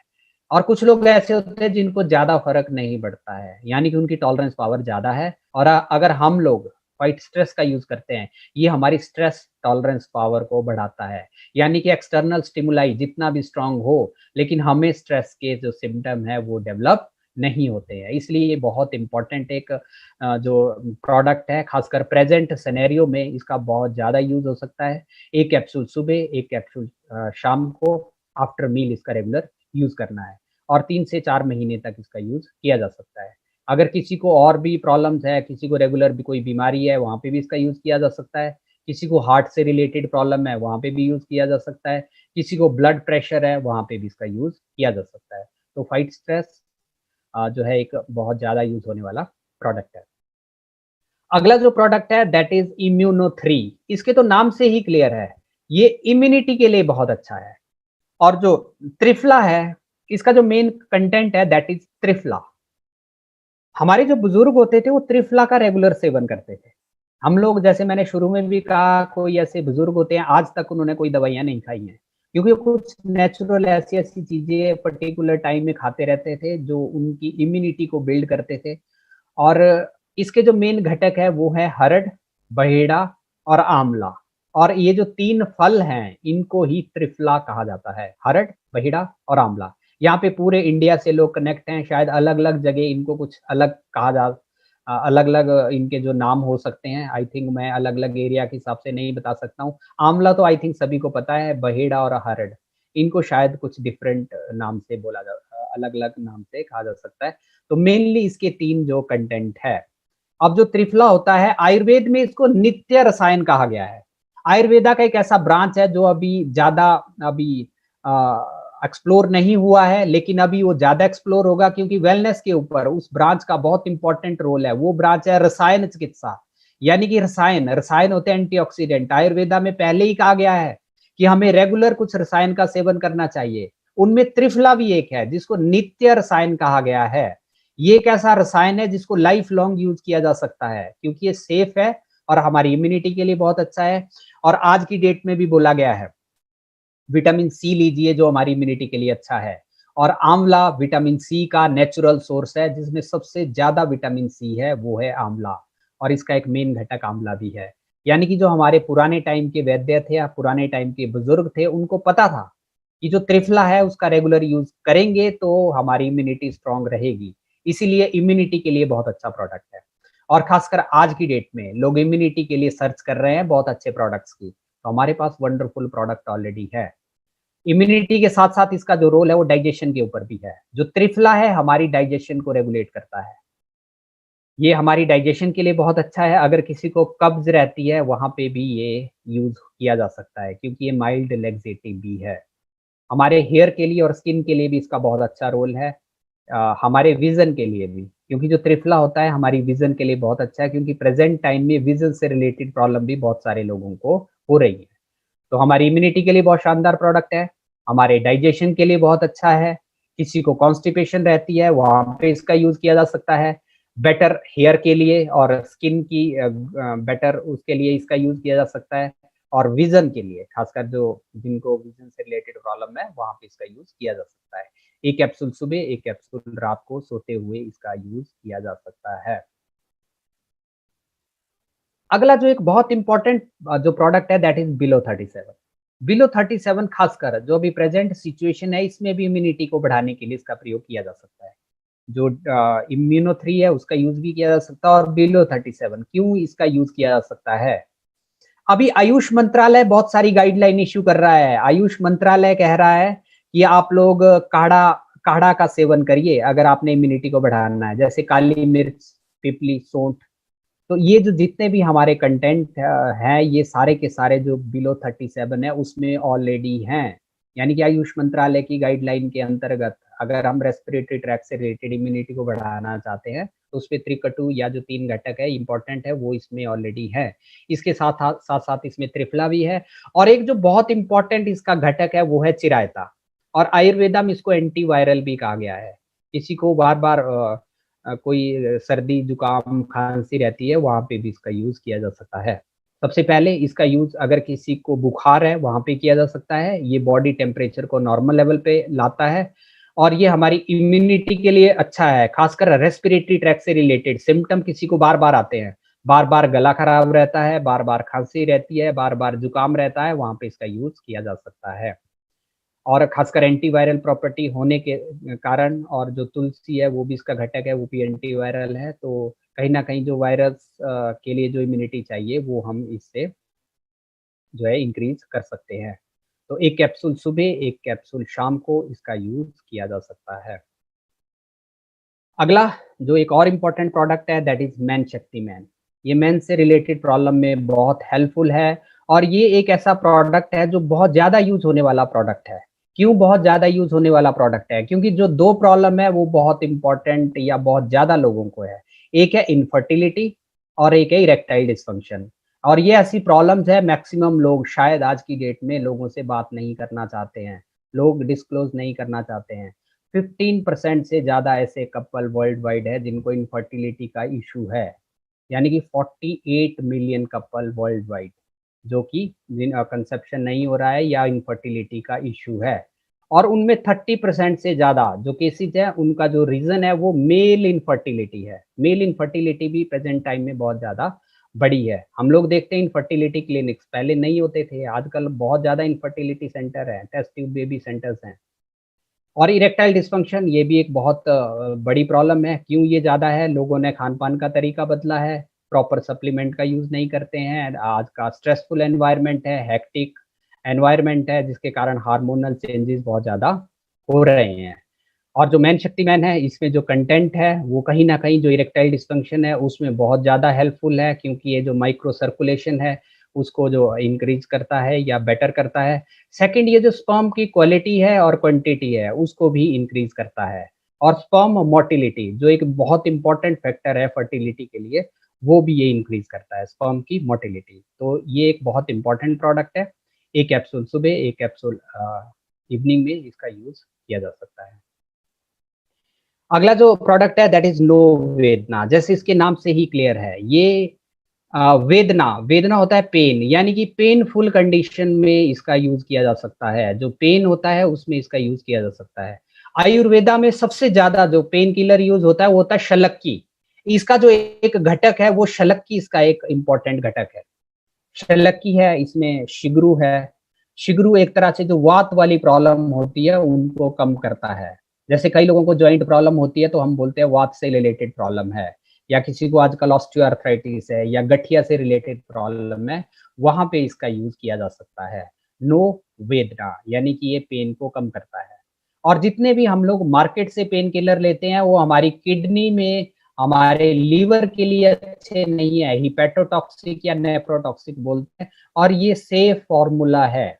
और कई लोग होते हैं जो रेगुलर पेन किलर यूज़ करते हैं, उनको हम गाइड कर सकते हैं कि ये एक ऐसा प्रोडक्ट है जो किडनी और लीवर के लिए सेफ है और पेन को भी कम करता है।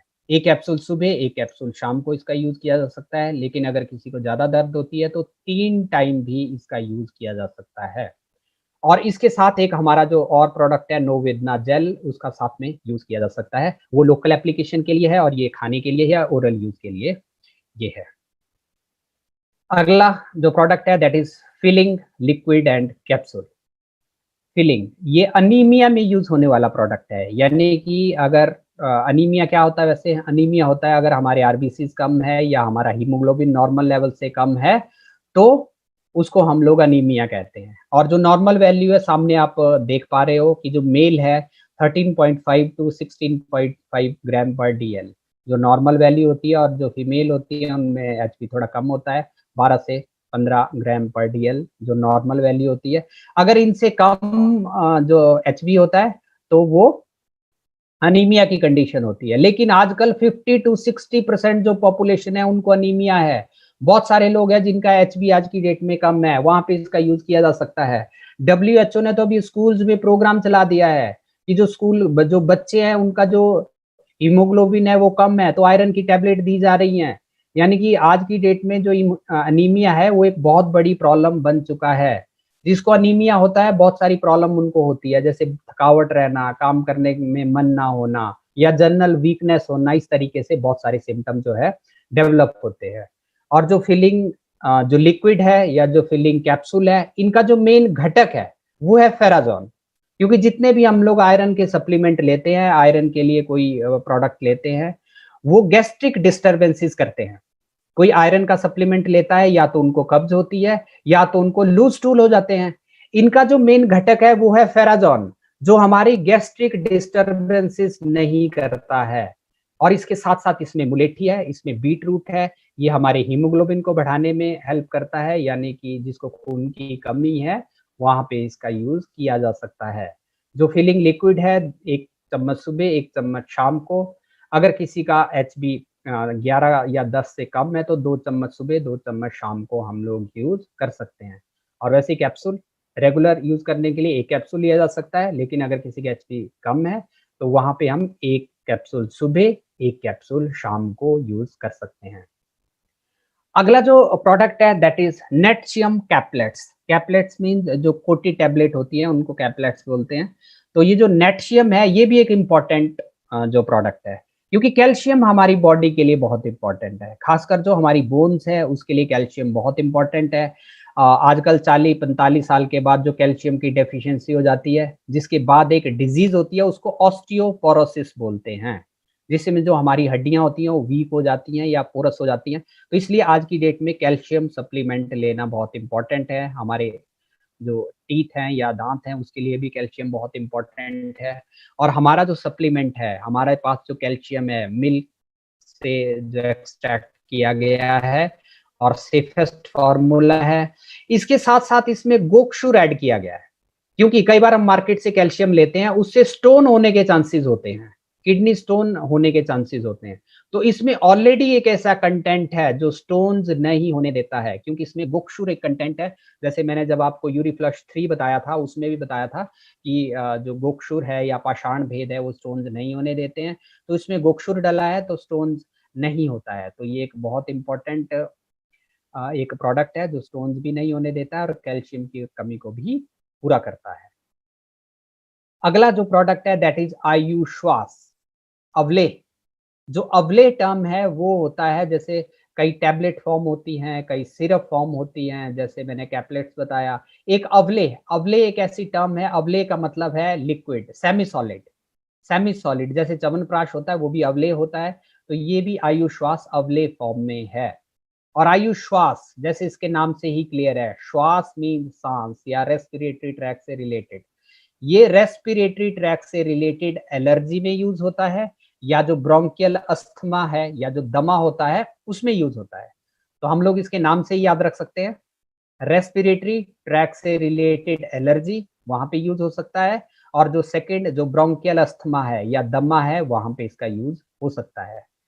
अगर हम लोग थोड़ा सा अंडरस्टैंड करते हैं रेस्पिरेटरी ट्रैक से रिलेटेड एलर्जी क्यों होती है। एलर्जी किसी को धुएं से एलर्जी होती है, किसी को धूल से एलर्जी होती है, किसी को कोई परफ्यूम का यूज करता है या स्ट्रॉन्ग स्मेल होती है उससे एलर्जी होती है, किसी को कोई एयर फ्रेशनर यूज करते हैं वहां से एलर्जी हो जाती है, कोई लोग घर में धूप बत्ती अगरबत्ती यूज करते हैं उससे भी एलर्जी होती है। ये जितने भी एलर्जेंस होते हैं, जिनसे एलर्जी होती है उनको एलर्जन बोलते हैं या एंटीजन बोलते हैं। जब ये हमारे शरीर में जाते हैं, ये हमारी बॉडी में एक सेल होते हैं जिनको हम लोग मास्ट सेल बोलते हैं। ये मास्ट सेल से हिस्टामिन को रिलीज करते हैं। हमारा आप यहाँ पिक्चर में देख रहे हैं जो हिस्टामिन है वो सेल्स के अंदर है, लेकिन जब ये रिलीज होता है, हिस्टामिन बाहर निकलता है, वो क्या क्या करता है। सबसे पहले हमारी जो स्किन होती हैं उनके वेसल्स को डायलेट करता है, जिसके कारण हमारे स्किन में इचिंग की प्रॉब्लम होती है या स्किन रेड हो जाती है या जो रैशेज डेवलप होते हैं। नंबर सेकंड, जो हिस्टामिन होते हैं जो हमारे सांस की नलियां होती है, ब्रोंक्यूल्स होते हैं, उनको कंस्ट्रिक्ट करता है या उनको सिकोड़ देता है, जिसके कारण जो सांस फूलने की प्रॉब्लम हो जाती है।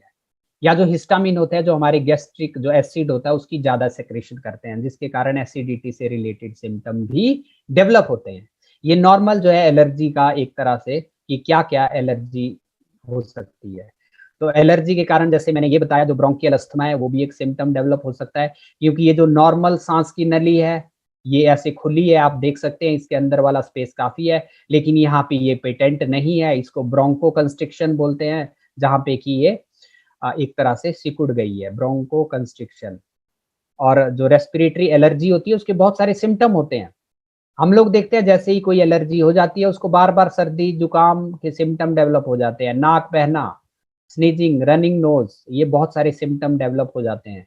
अगर किसी को दमे की प्रॉब्लम हो जाती है तो उसमें सांस फूलना, खांसी या छाती से आवाजें आना, जिसको हम वीज बोलते हैं, है ना, सीटी बजने जैसी आवाजें आती है, ये ब्रोंकियल अस्थमा का एक बहुत बड़ा सिम्टम है। तो यहाँ पे जो है इसका आयु श्वास का यूज किया जा सकता है। आयु श्वास का जो मुख्य घटक है वो है शिरीष। शिरीष एंटी एलर्जिक होता है या एंटी हिस्टामाइनिक भी इसको बोलते हैं। ये हिस्टामिन को ज्यादातर रिलीज नहीं होने देता है, जिसके कारण सिम्टम डेवलप नहीं होते हैं। ये एंटी एलर्जिक है, एंटी हिस्टामाइनिक है। सेकंड जो इसमें जैसे कंटकारी या वासा है, ये बलगम को बाहर निकालते हैं। यानी कि अगर कोई ब्लॉकेज है या ज्यादा म्यूकस या बलगम है, उसको भी बाहर निकालते हैं।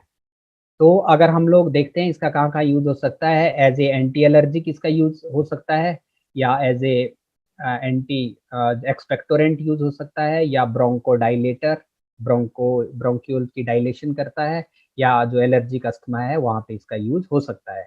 मोटे-मोटे तौर पे हम लोग देख सकते हैं जिसको भी रेस्पिरेटरी ट्रैक से रिलेटेड एलर्जी है और उससे रिलेटेड सिम्पटम्स हैं, वहाँ पे यूज़ हो सकता है, या किसी को जो दमा है और दमा से रिलेटेड सिम्पटम है, वहाँ पे इसका यूज़ किया जा सकता है। और इसको लेना कैसे है?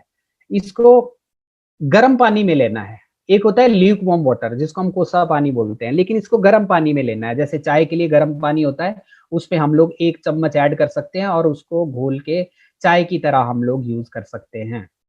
1 चम्मच सुबह, 1 चम्मच शाम को, लेकिन अगर किसी को ज़्यादा दिक्कत है तो वहाँ पे 1.5 से 2 चम्मच भी यूज़ किया जा सकता है। तो गर्म पानी में या गर्म दूध के साथ इसको लिया जा सकता है। कुछ लोग बोलते हैं कि सर दूध पीने से हमें बलगम से रिलेटेड प्रॉब्लम होती है, तो वहाँ पे हम गर्म पानी के साथ ही इसको यूज़ करवा सकते हैं। तो ये एक बहुत इंपॉर्टेंट प्रोडक्ट था आयुश्वास। अगला जो प्रोडक्ट है दैट इज थाई हेल्थ। जैसे इसके नाम से ही क्लियर है, ये थायराइड की हेल्थ के लिए बहुत इंपॉर्टेंट है। थाई हेल्थ, जो थायराइड से रिलेटेड प्रॉब्लम है वहां पे इसका यूज किया जा सकता है। जो थायराइड है एक बहुत इंपॉर्टेंट ग्लैंड है जो हमारे गले के पास होता है, और इससे जो मेनली 3 हार्मोन सेक्रेट होते हैं, T3, T4 एंड कैल्सिटोनिन। ये 3 हार्मोन इससे सेक्रेट होते हैं, लेकिन जब हम रिपोर्ट देखते हैं तो उसमें 3 जो हार्मोन होते हैं, T3, T4 and TSH। TSH जो है थायराइड से सेक्रेट नहीं होता है, वो एक एंटीरियर पिट्यूटरी ग्लैंड होता है, वहां से वो सेक्रेट होता है जो इन हार्मोन को रेगुलेट करता है। T3, T4 जब कम होते हैं तो TSH का सेक्रेशन होता है, वो थायराइड ग्लैंड को स्टिमुलेट करते हैं ताकि T3, T4 सेक्रेट हो। तो रिपोर्ट में मेनली T3, T4 और जो TSH होते हैं उनके आधार पे हम असेस करते हैं कि इसको हाइपोथायराइडिज्म है या हार्मोन कम है, या हाइपरथायराइडिज्म है या हार्मोन ज्यादा है। सिम्टोमेटिकली भी हम लोग थोड़ा सा असेसमेंट कर सकते हैं। अगर किसी का वेट गेन हो रहा है, वजन बढ़ रहा है, उसकी हार्ट बीट स्लो है, कॉन्स्टिपेशन से रिलेटेड सिम्टम उसको डेवलप हो रहे हैं, उसको हम लोग हाइपोथायराइडिज्म बोलते हैं। यानी कि उसके T3, T4 कम है, उसमें TSH बढ़ जाता है। और जो हाइपरथायराइडिज्म होता है, इसमें T3, T4 ज्यादा होना शुरू हो जाते हैं। इस केस में TSH कम हो जाता है, और इस केस में खासकर वेट लॉस होता है। जब T3, T4 बढ़ते हैं तो वेट लॉस हो जाता है। वो कई ऐसे केसेस होते हैं जिनका रैपिड लॉस ऑफ वेट हो जाता है। इसमें हार्ट बीट फास्ट रहती है और खासकर जो स्टूल की फ्रीक्वेंसी होती है वो भी ज्यादा होती है। और जो ये थाई हेल्थ है, ये दोनों कंडीशन में यूज हो सकता है। हाइपोथायराइडिज्म है तो भी नॉर्मल ये हार्मोन को करेगा, अगर हाइपरथायराइडिज्म है तो भी ये हार्मोन को नॉर्मल करेगा। क्योंकि इसमें आयुर्वेदा के जो थायराइड ग्लैंड से रिलेटेड प्रॉब्लम में जो यूज होने वाले ड्रग है वो सारे हैं। जैसे इसमें शिगरू है, इसमें काचनार है, इसमें जो अखरोट है वो खासकर मंडूक, परड़ी, शंख पुष्पी और त्रिकटु है। त्रिकटु आयुर्वेद में जो हार्मोन से रिलेटेड प्रॉब्लम है उनमें बहुत ज़्यादा यूज़ होने वाला एक कंस्टिट्यूएंट है। इसमें 3 घटक होते हैं, पिपली, मरीच और सोंठ। तो आयुर्वेदा में जो थायराइड ग्लैंड को स्टिमुलेट करते हैं या नॉर्मल करते हैं, जो हार्मोन को बैलेंस करते हैं, वो इसके घटक हैं। तो थायराइड के केसेस में इसका यूज़ किया जा सकता है। इसके 2-2 चम्मच सुबह-शाम जो है खाली पेट यूज़ कर सकते हैं। मिनिमम 3 महीने तक रेगुलर इसका यूज़ करना है, उसके बाद हम लोग गैप दे सकते हैं और उसके बाद इसको फिर से यूज़ करवाया जा सकता है। अगला जो प्रोडक्ट है एंटी एलर्जी, ये एलर्जिक जितने भी डिसऑर्डर्स होते हैं उनमें इसका यूज़ करवाया जा सकता है। और एलर्जी जैसे मैंने ऑलरेडी एक्सप्लेन कर दिया है कि स्किन से रिलेटेड सिम्टम कैसे डेवलप होते हैं, और जो स्किन में जब हिस्टामिन रिलीज होता है, जो रेडनेस होती है, स्वेलिंग होती है, तो इस तरीके के लक्षण डेवलप होते हैं। और आई थिंक मैक्सिमम लोगों ने एक्सपीरियंस किया ही होता है, जब हम लोग एलर्जी या रिएक्शन बोलते हैं तो इस तरीके के सिम्टम मैक्सिमम डेवलप होते हैं। तो ऐसे केसेस में एंटी एलर्जी सिरप का यूज किया जा सकता है। और इसमें जो आयुर्वेदा के बेस्ट एंटी एलर्जी है, जैसे हम लोग बोलते हैं हल्दी और नीम, ये हमारी स्किन के लिए बहुत अच्छे हैं। मंजिष्ठा और सारीवा, ये भी ऐसे कंटेंट है जो हमारी स्किन के लिए बहुत इंपॉर्टेंट है। तो जिसको भी एलर्जी रहती है तो वहाँ पे इसका यूज किया जा सकता है, क्योंकि ये हिस्टामिन को रिलीज होने से रोकते हैं। अगर रिलीज हो गई है तो उसको फ्लश आउट करने में हेल्प करते हैं, जिससे एलर्जी के जो सिम्टम है वो डेवलप नहीं होते हैं, या एलर्जी के सिम्टम को ये कम करने में हेल्प करते हैं। 2-2 चम्मच सुबह शाम इसका यूज किया जा सकता है, और अगर ज्यादा एलर्जी है तो 3 बार भी इसका यूज किया जा सकता है। अगला जो प्रोडक्ट है दैट इज साइक्लोवा। इसके भी नाम से ही क्लियर है, साइक्लोवा। ये फीमेल में यूज होने वाला प्रोडक्ट है, और ये पीसीओडी एक प्रॉब्लम होती है, पीसीओडी, पॉलीसिस्टिक ओवेरियन डिजीज। इसके नाम से ही क्लियर है, पॉली मीन्स बहुत सारी, सिस्टिक मीन्स छोटी छोटी रसौलियां, ओवेरियन ओवरी में। पीसीओडी एक प्रॉब्लम होती है जिसमें ओवरी में छोटी छोटी एक तरह से सिस्ट हो जाती है। कई आम भाषा में इसको पानी वाली रसौली बोलते हैं, या अलग अलग एरिया में इसको अलग अलग जो कंडीशन होते हैं वो बोलते हैं, लेकिन अल्ट्रासाउंड में क्लियर होता है कि इसको पीसीओडी की प्रॉब्लम है। और उसमें बहुत सारे सिम्टम जो है डेवलप होते हैं। मेनली जिसको पीसीओडी होता है उनमें जो एक सिम्टम डेवलप होता है वो कंसीव नहीं कर पाते हैं, यानी कि प्रेगनेंसी नहीं होती है, जिसके लिए पेशेंट ट्रीटमेंट लेता है। नंबर सेकंड जो इसमें सिम्टम डेवलप होता है वो मेंसेस से रिलेटेड इरेगुलरिटी। कईयों में ब्लीडिंग कम होती है, कईयों में ब्लीडिंग ज्यादा होती है, यानी कि मेंसेस से रिलेटेड इरेगुलरिटी। नंबर थर्ड जो सिम्टम डेवलप होता है that is here growth. Face पे हेयर ग्रोथ होता है, जो ये फीमेल जो वैसे नहीं होता है, तो ये हेयर ग्रोथ की प्रॉब्लम होती है। तो ये मेन सिम्टम होते हैं जिनके लिए पेशेंट ट्रीटमेंट लेता है। तो ये सिम्टम मैंने ऑलरेडी डिस्कस किए। कुछ लोग कुछ फीमेल जैसी होती हैं जिनमें कि ऑयली स्किन रहती है, या एक्ने की समस्या भी होती है, या वेट गेन भी होता है। तो इसमें जो आयुर्वेदा के जो बेस्ट कंटेंट है जो सिस्ट को कम करते हैं, या जो पीसीओडी में एक्ट करते हैं, या जो मेंसेस से रिलेटेड प्रॉब्लम है उनको रेगुलेट करते हैं, वो घटक इसके हैं, जैसे काचनार है, शतावरी है, या कसीस है।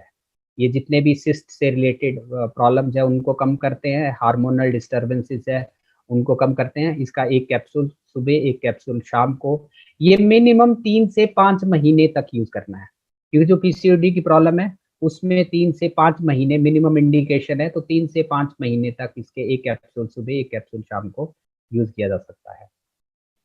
अगला जो प्रोडक्ट है दैट इज रेम निद्रा।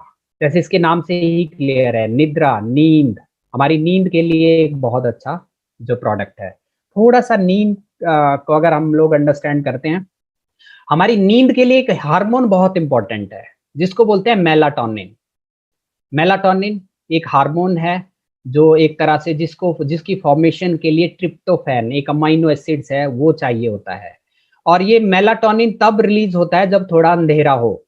जैसे हम लोग बोलते हैं जब सोते हैं तो लाइट ऑफ करके सोना चाहिए जिससे नींद जल्दी आती है, लेकिन अगर लाइट रहती है तो नींद नहीं आती है।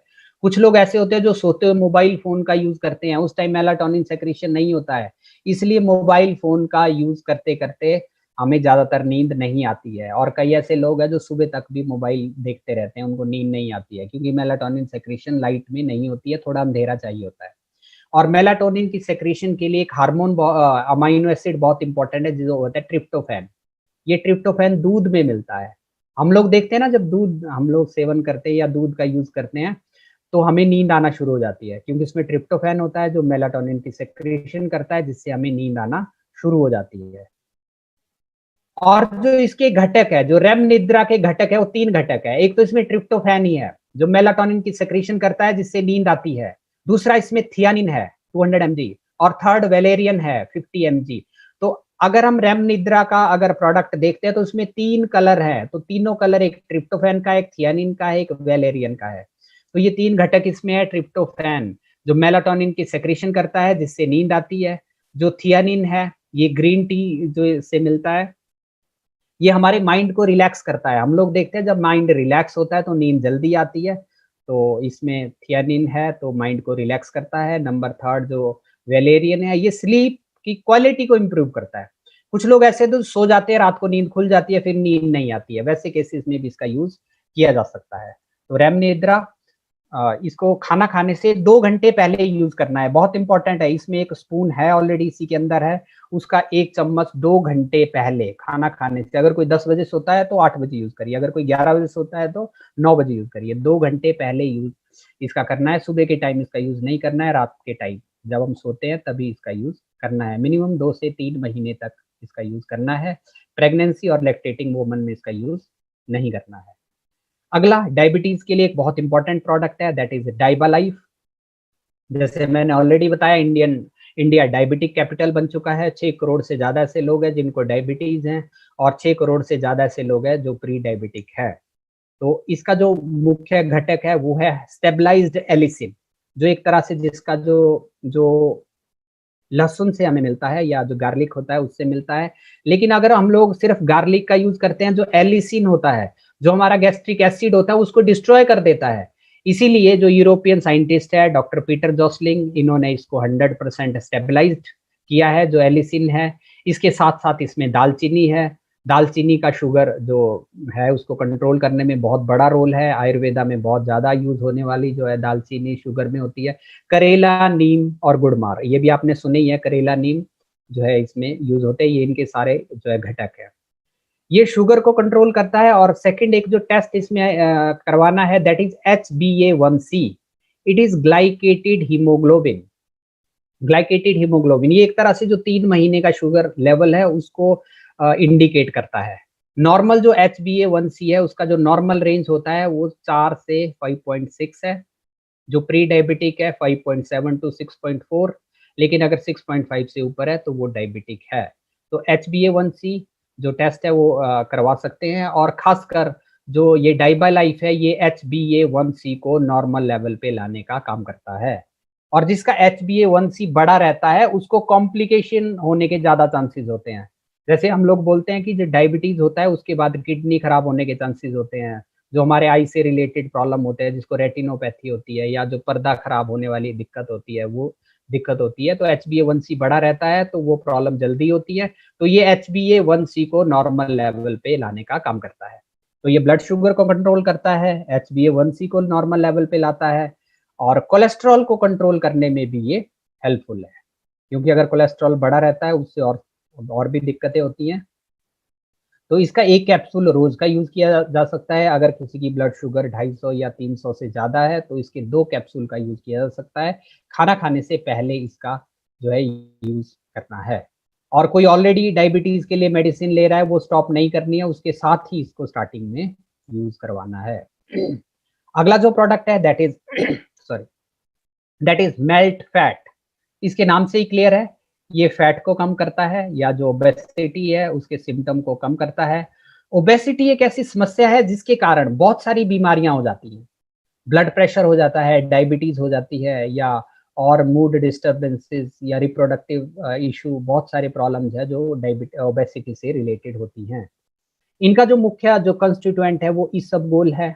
वृक्षामला, वृक्षामला आयुर्वेद में यूज होने वाला एक प्लांट है जो वर्ल्ड वाइड अभी सेफेस्ट माना जाता है वेट को कम करने के लिए, जिसको गार्सिनिया कैंपोजिया भी बोलते हैं। मार्केट में इसके बहुत सारे मेडिसिन भी आते हैं, गार्सिनिया के बहुत सारे मेडिसिन आते हैं, तो वो भी इसका कंटेंट है।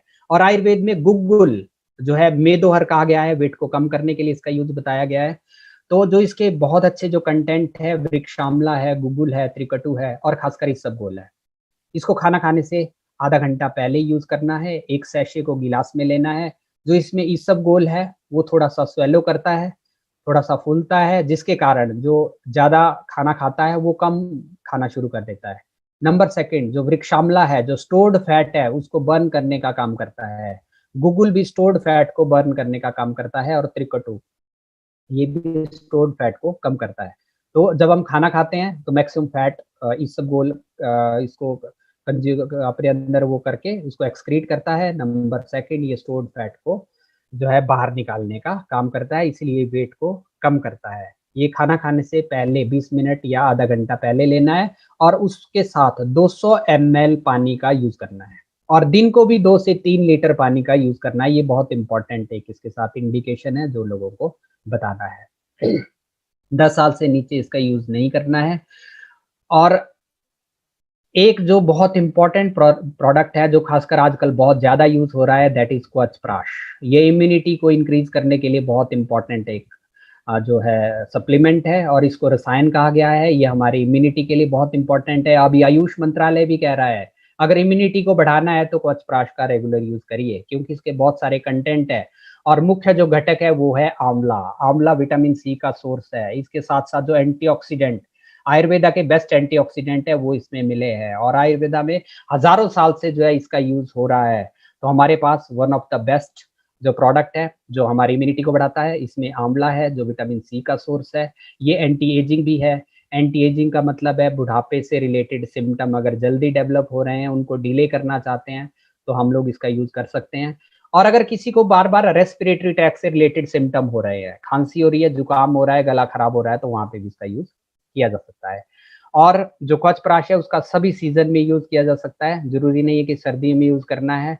6 साल से 12 साल तक इसका आधा चम्मच से 1 चम्मच दिया जा सकता है और 12 साल से ऊपर इसके 2 चम्मच का यूज़ किया जा सकता है। अगला है चंपी चैंपियन तेल। एक टाइम था जब लोग रेगुलर मसाज करते थे, हमारे पास मसाज के लिए एक बहुत इम्पोर्टेंट प्रोडक्ट है दैट इज़ चंपी चैंपियन तेल और इसको बनाने की जो प्रक्रिया है वो आयुर्वेदा की ट्रेडिशनल प्रक्रिया है तेल पाक विधि। तेल पाक विधि होता है जितने भी इसमें कंटेंट डले हैं उनके एक्टिव इंग्रीडिएंट जो है इसमें है और जो रेगुलर मसाज होता है या मालिश होता है ये रिजुवेनेशन का काम करता है, हमारी मस्कुलर स्ट्रेंथ के लिए बहुत इम्पोर्टेंट है और बहुत सारी बीमारियों को नहीं होने देता है और स्ट्रेसफुल कंडीशन को भी कम करता है। तो इसका रेगुलर यूज़ किया जा सकता है और एट लास्ट हमारे पास जो प्रोडक्ट है that is wound healing cream जो कटने पे यूज़ किया जा सकता है, जलने पे यूज़ किया जा सकता है, अगर किसी को घाव होते हैं वहाँ पे यूज़ किया जा सकता है या किसी को जो है स्किन में कोई खरोंच आती है वहाँ पे इसका यूज़ किया जा सकता है और इसमें एक जो इम्पोर्टेंट जो मंजिष्ठा एक इसका कंटेंट है और मंजिष्ठा खासकर दाग नहीं होने देता है।